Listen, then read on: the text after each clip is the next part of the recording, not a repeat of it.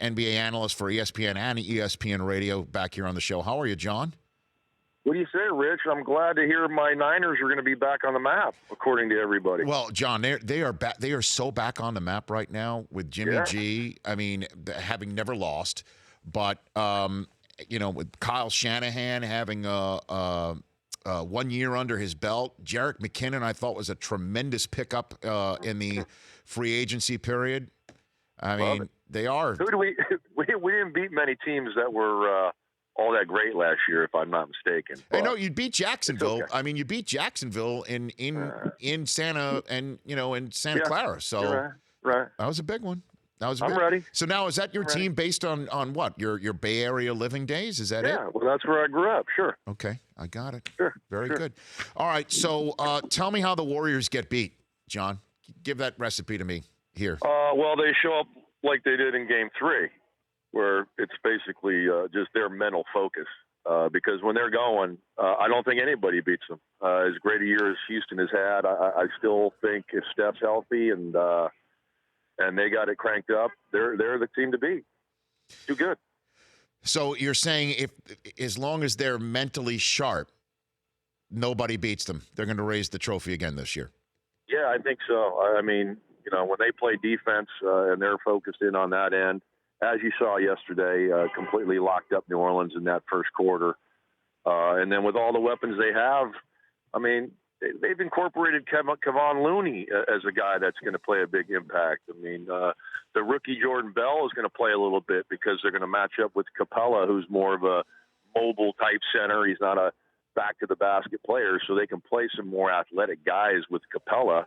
And I think they're going to give Houston problems. I really do believe that. So when it all comes down to it, as Houston is one win away from the Western Conference Finals at home against Utah, and then that is new territory for Chris Paul, so you can get that removed from his resume. How do you think they are preparing for the Warriors right now?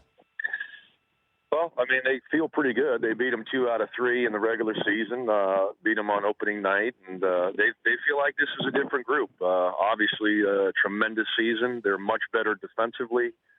You bring in P.J. Tucker, Luke Bahamute should be healthy and ready to go. So they feel like they can do it on the defensive end. That's really been what has separated the two teams, that Houston was not good enough to play championship-level defense. They feel like they can do that now. And they're going to have to with the Warriors. I mean, look, it could be a great, great series. There's no doubt about it. It's going to be up and down, a lot of great offense. And it really will come down to who can get enough stops. And I think at the end of the day, the Warriors are a better defensive team. What do you make of the news that Draymond Green sent a motivational 4 a.m. text to Kevin Durant, John? Did you hear about that?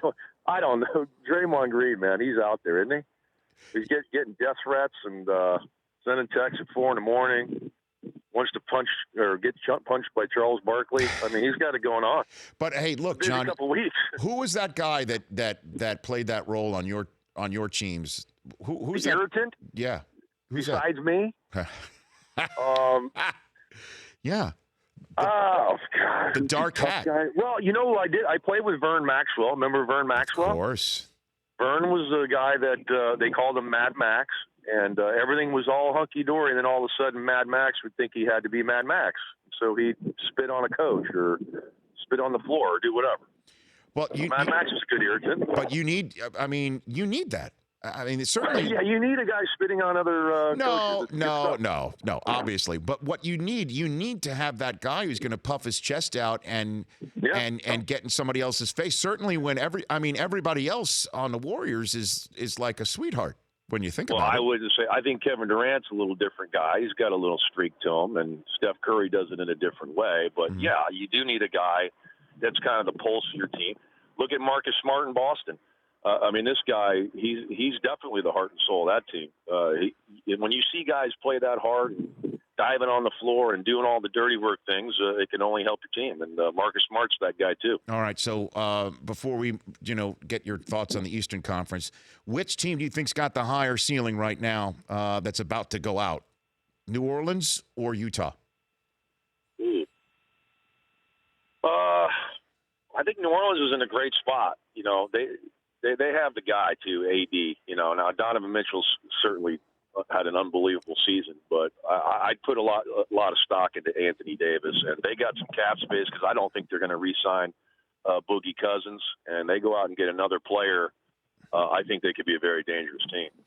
And the Celtics, what do you see in them that can actually continue whatever crazy run that they're on right now, John, and make this even more special than it seems to be blossoming? Yeah, it's an incredible run. I mean, I thought when Kyrie was announced to be done for the year that they would have had a hard time winning one series, let alone two.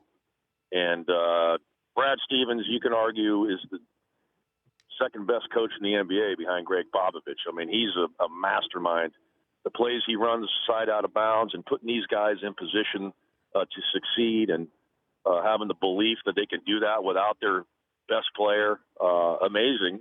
I still, I said Cleveland before this started, and I mean, I don't know who stops LeBron James. The stuff this guy's doing right now is just incredible. I was here the other night for the game winner.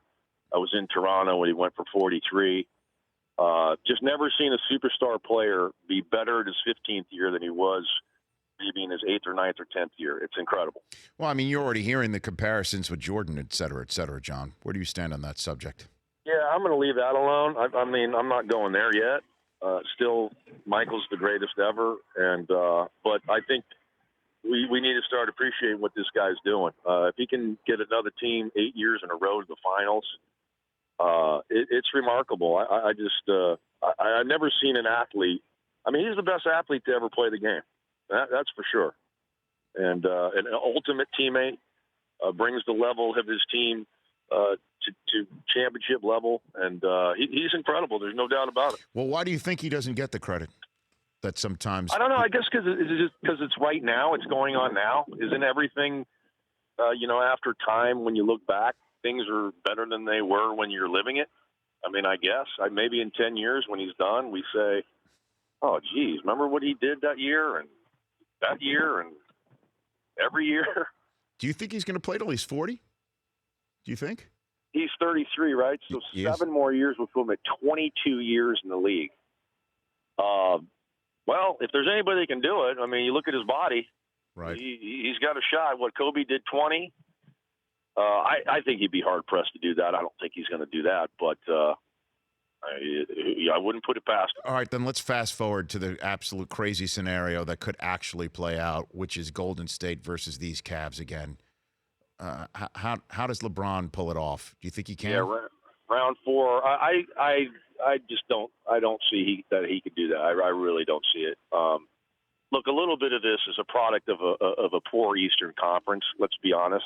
Toronto won 59 games. They were number 1 in the East, and they're about to get swept. They played an Indiana team that traded their all-star. They had Victor Oladipo, who had an incredible season, but they go 7 games with them. I mean, you see Philly; they're not playoff ready. They're going to get swept more than likely tonight against Boston. Cleveland will waltz through Boston. I think they'll win that series in 5 games, and then they're going to get to either Houston or Golden State, whoever you might think it might be. I don't think the LeBron can beat either of those teams. So the Western Conference Finals is the de facto finals, is what you're saying? That's what I would say. Love our chats, John. Where have I found you? I heard some honking of the horns in the background. I'm in Cleveland. I'm just walking the streets of Cleveland. It's actually pretty nice out. Okay, walking the streets of Cleveland, which is walking the streets. Okay, and you're calling the game this evening. You'll be there. I have the game. I have the game tonight on ESPN Radio. Kevin Calabro is joining. Kevin, I love him, man. Is it the best pipes ever? I miss his call on the Sonics. No kidding. Got to get a team back there, don't we? I agree. Do you have any history in Seattle at all, John? I lived in Mercer Island for 2 years. Oh, beautiful spot. All right, John, have a great call tonight with Kevin Calabro. Have a great call. Okay, Rich. You got it, buddy. You got it. We'll chat again soon. That's John Barry. The Rich Eisen Show, weekdays at noon Eastern on Audience.